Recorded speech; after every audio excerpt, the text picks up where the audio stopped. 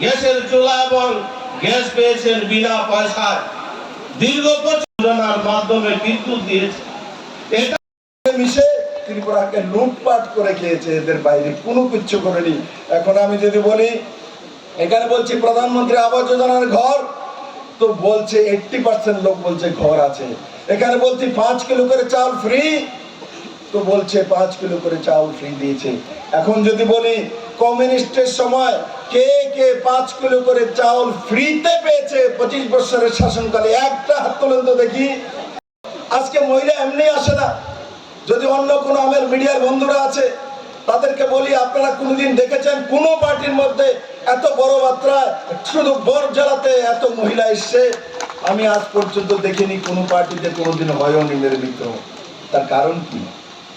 নিমন্ত্রণ করাতে চলে এসছে, মহিলা মোর্চা বলাতে চলে এসছে না, তার জন্য এসছে। এরা জানে যে নরেন্দ্র মোদীকে ভোট দিতে হবে, কারণ মোদী মহিলাদের পক্ষে কাজ করে মেরে মিত্র, মহিলাদের সশক্তিকরণের কাজ করে। এই বিপ্লব দেব যখন ত্রিপুরাতে এসেছিল তখন মাত্র 6,000 সেলফ হেল্প গ্রুপ মহিলাদের ছিল, আর তার মধ্যে 46,000 মহিলা কাজ করত। আজ আমি গর্ব করি, আজকে ভারতীয় জনতা পার্টির সরকার, আমিও মুখ্যমন্ত্রী ছিলাম, এখন মানিক বাবু আছে, ত্রিপুরাতে 60,000 66,000 থেকে 60,000 সেলফ হেল্প গ্রুপ আমরা তৈরি করেছি, আর তার মধ্যে প্রায় 4 লাখ মহিলা কাজ করে। তার ব্যবস্থা ভারতীয় জনতা পার্টির সরকার করেছে।